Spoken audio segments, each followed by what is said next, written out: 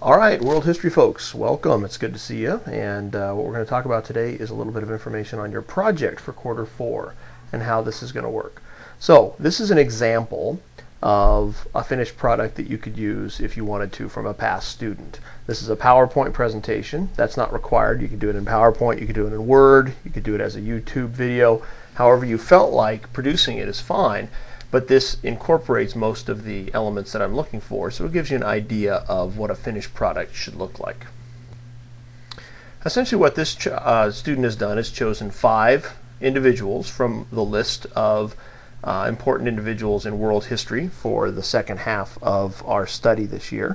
And the first one is, as you can see, William Shakespeare. We all know William Shakespeare as an author, an important writer in the English language, and someone who came from England. So this is a perfect example of what I'm looking for. Really all the elements that we're expecting are here. This is in a more text format. You could change this into multiple slides. It doesn't have to be small text. It could be larger with multiple slides for Shakespeare. That's really not important. That's kind of a style, and you're going to do that however you want to. But really the elements are here. We've got a nice title, so we know who we're talking about. There's the picture of William Shakespeare that's been embedded into the presentation, so that's perfect. We have some information about when this person lived, so when they were born and where, and when they died and where.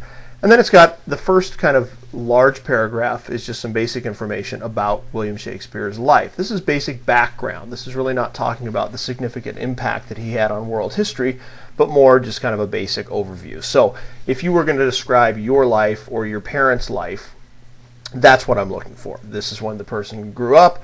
These are some things they dealt with in childhood. These are who they married. These are the kids that they had, etc. Just basic biographical information. The last 2 bullets here are more of what I'm looking for in terms of what is the contribution by this person to world history. Now, William Shakespeare is a name we all know for a reason. It's because of his ability to write and the ability of what he did write way back in the 1500s to still be applicable today.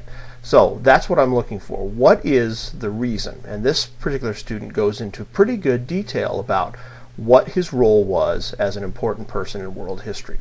Okay, so that's really what those last 2 paragraphs, and to be perfectly honest, that's the bulk of the points. Where I'm going to be grading is going to be those last 2 bits. I want you to have the biographical information above, but I really want you to focus on this information here. So here's another individual. Started off with Shakespeare, now we're dealing with Johann Gutenberg. Same basic information. They're following a constant format, which is really nice. Okay, so it makes it easier. It's more consistent. We have the picture, we have the name up top, then we have the biographical information, and then the critical things that they did for world history. Johann Gutenberg. John Locke, same basic idea. Picture, information in the same format. Adam Smith, you can see Adam Smith doesn't have maybe quite as much information as Shakespeare does. That's okay. I'm not going to be grading on the word, but I really want you to hit the basic pieces about the person's life. Some individuals on the list that you choose will have more information available than others, but all will have plenty to give a basic overview. These are all important people. So, don't worry about if one is a little shorter than the other, but make sure you're getting good information about all. And then the last person this particular student chose to look at was James Watt. Now, this is a good example because there are multiple people named James Watt in the world that might be famous. Matter of fact, we had an interior secretary in the 1980s named James Watt. So if you just type James Watt into a search engine, you got to be really careful on who you're looking at. So think about the context of the person that we're interested in and make sure that you're consistently looking up the same information. If you're not sure which James Watt or whoever it might be that I want you to research, ask your instructor. Okay, that's really important. And finally, the last piece of the project is going to be your bibliography. This is where you're going to write down your sources. This is really, really critical. Okay, none of this information came off the top of your head, or if it did, you're incredibly smart and we need to move you into a different class.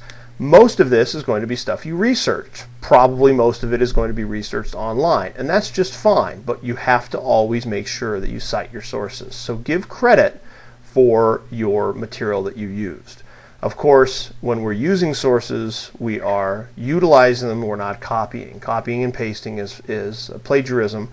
We'll be looking at that as we grade your assignment. So please make sure you're using your own words, because if you're using someone else's words, that's an automatic failure on this project, and don't do it. We want to hear what you have to say, not what somebody else on the internet had to say. Okay, so you're going to go ahead and put down the information about your sources. It's all there in the assignment, so you know what the format would look like. Okay, so this is a bit of an overview of how the project works. If you have any questions about any of this from point A to all the way to when you turn it in, you need to make sure you contact your instructor. As we did with quarter 3, you're going to be working at it a little bit at a time. Every week I'm going to have you work on a smaller piece, so that at the very end you don't have a massive project to work on at the last second. If you follow through the project as I have pretty much divided it up, it should be a lot easier process and a better product at the end. Okay, so make sure you're contacting your teacher if you have any questions. Other than that, you're going to start off by choosing 5 individuals from the list and doing some basic overview research. So have fun with this and let us know if we can help. Thanks.